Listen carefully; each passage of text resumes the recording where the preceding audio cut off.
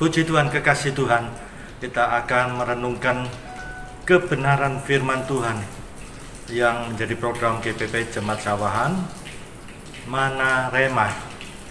Bangsa Israel keluar dari tanah Mesir, Tuhan pelihara dengan mana surgawi dan perjalanan menuju tanah perjanjian. Nah, dalam umat perjanjian baru ini, firman Tuhan ini yang menjadi kehidupan bagi kita.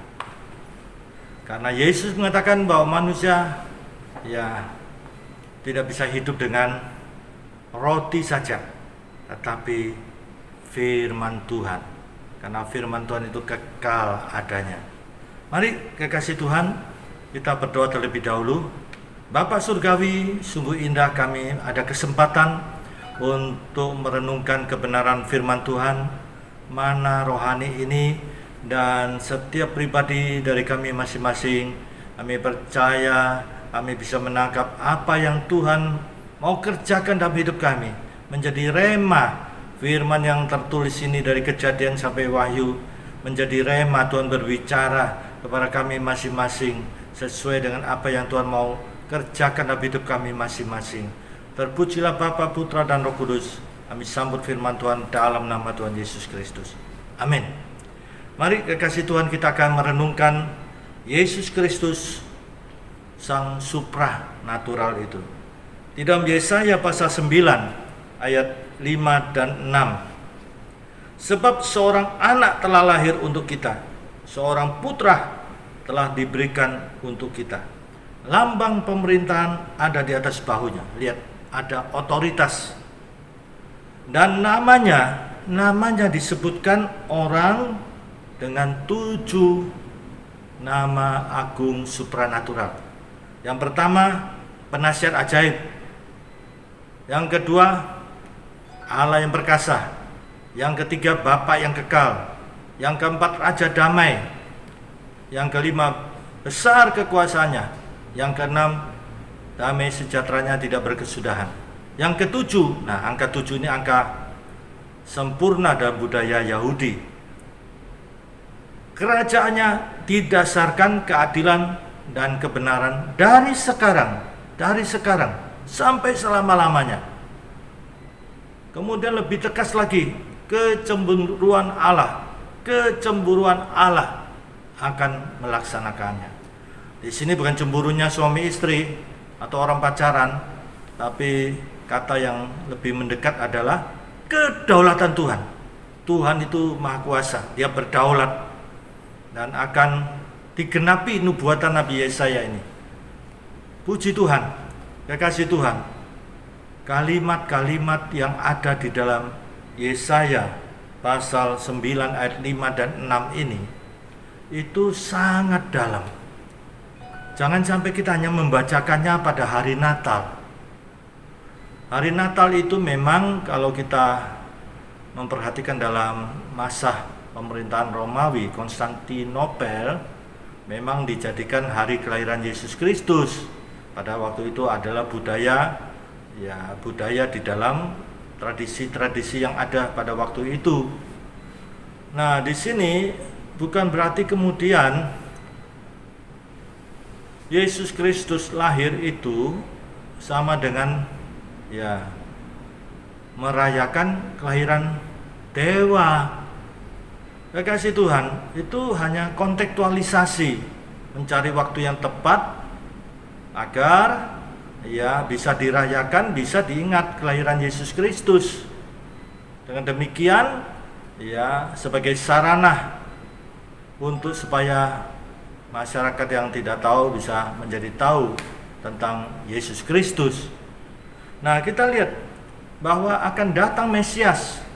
Nubuat ini sudah dinyatakan melalui Nabi Yesaya. Kita sudah membacanya tadi. Akan datang seorang Mesias. Dan bahkan diberi tanda. Kalau sudah membaca Yesaya pasal 7 ayat 14. Tanda. Seorang perempuan muda, dalam bahasa aslinya masih perawan, akan melahirkan seorang anak laki-laki. Dan dia akan dinamakan Immanuel. Nah, di sini Immanuel itu suatu penjelasan suatu definisi bahwa anak laki-laki itu adalah Allah itu sendiri, Allah yang beserta kita, sebagaimana nubuatan Nabi Yesaya pasal 9 ayat 5 dan 6. Sang anak itu, sang putra itu, lihat, sang anak, sang putra, perhatikan baik-baik, sang anak, sang putra ya, nanti akan lahir seorang bayi.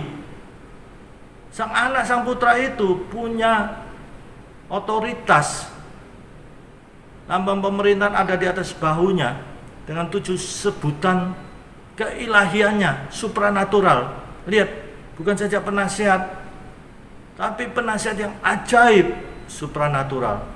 Berikutnya Allah perkasa, Bapa yang kekal, Raja damai, besar kekuasaannya, dan damai sejahteranya tidak berkesudahan. Kerajaannya didasarkan keadilan dan kebenaran dari sekarang sampai selama-lamanya. Kalau seorang menyimak ya setiap sebutan ini, begitu dalam dan begitu ada peneguhan-peneguhan kebenaran firman Tuhan di dalam Alkitab. Kita perhatikan penasihat ajaib di dalam Yesaya pasal 55 ayat 11. Demikianlah firman-Ku yang keluar dari mulutku, Allah berfirman. Ia tidak akan kembali kepadaku dan sia-sia, tetapi ia akan melaksanakan apa yang ku kehendaki dan akan berhasil dalam apa yang kusuruhkan kepadanya. Ini di bawah firman itu.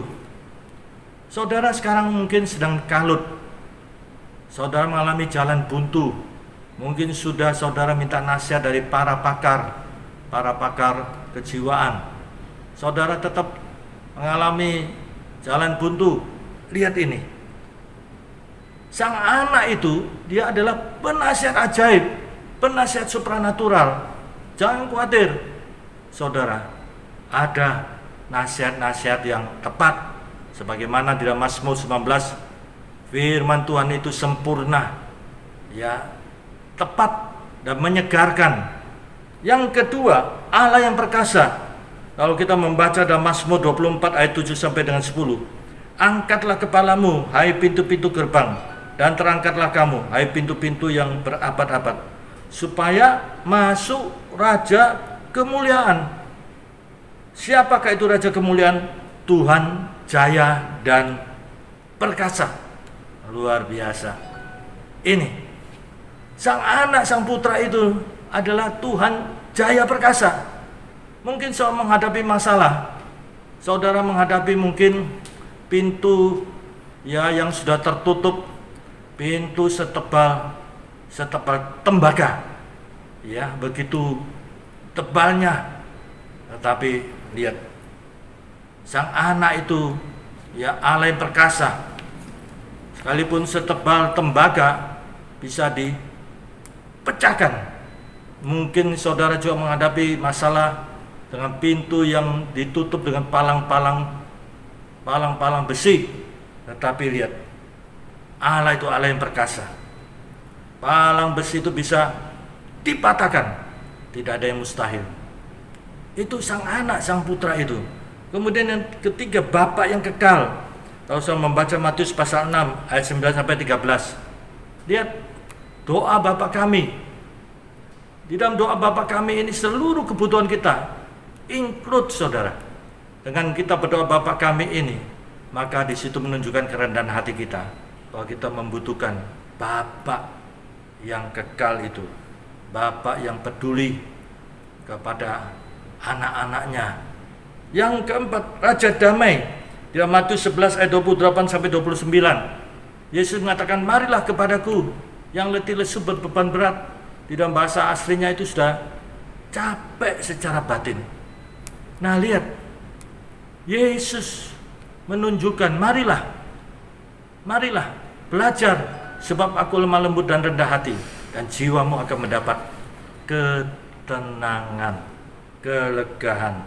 Nah ini dia yang bisa memberikan damai sejahtera yang sejati. Kemudian yang kelima, besar kekuasaannya.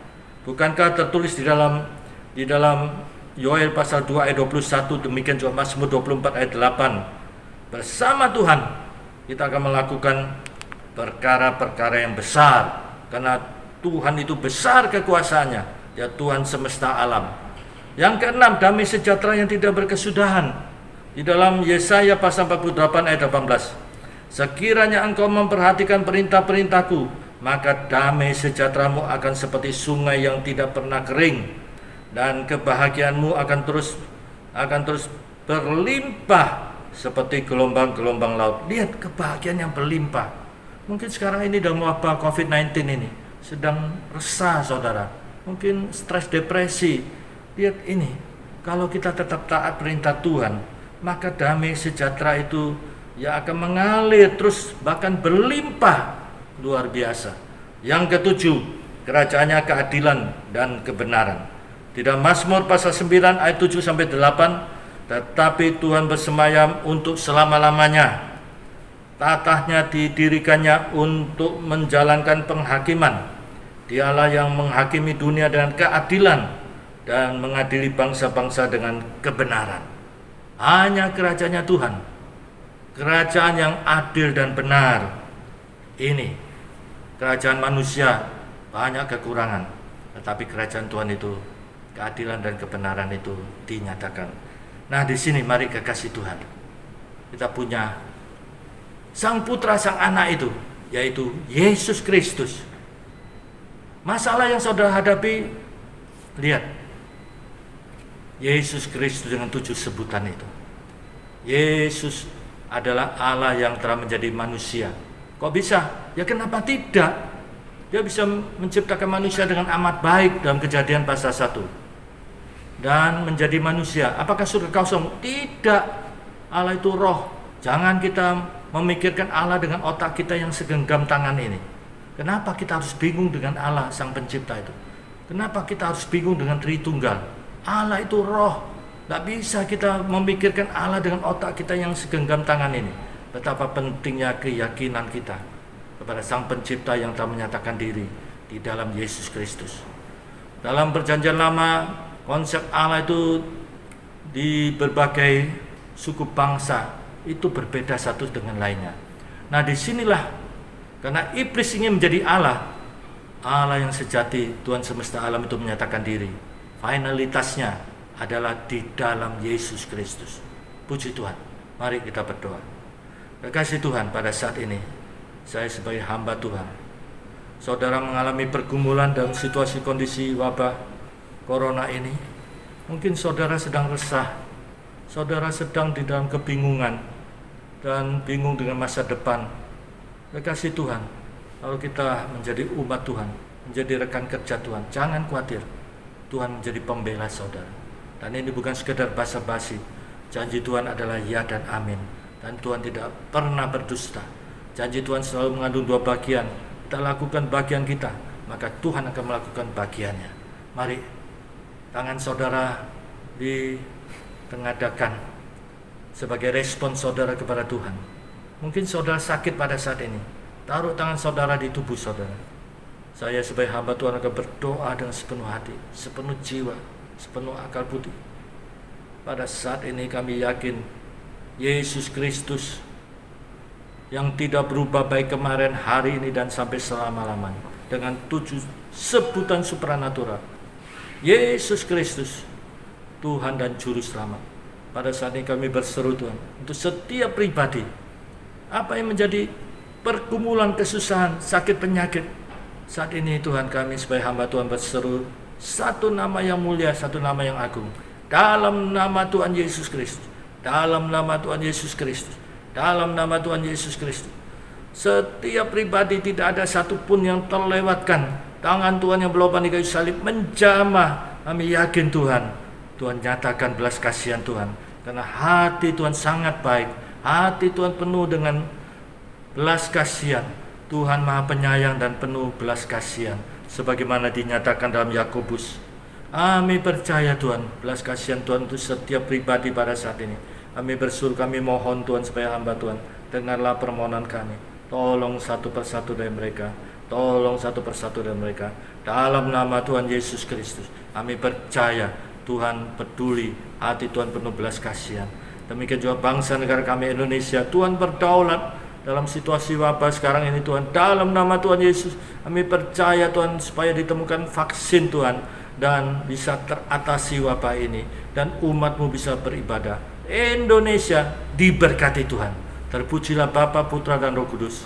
Kasih karunia Bapa surgawi, kasih Tuhan Yesus, dan persekutuan Roh Kudus menyertai saudara mulai sekarang ini sampai Maranatha Tuhan Yesus datang kembali. Dalam nama Tuhan Yesus Kristus. Haleluya.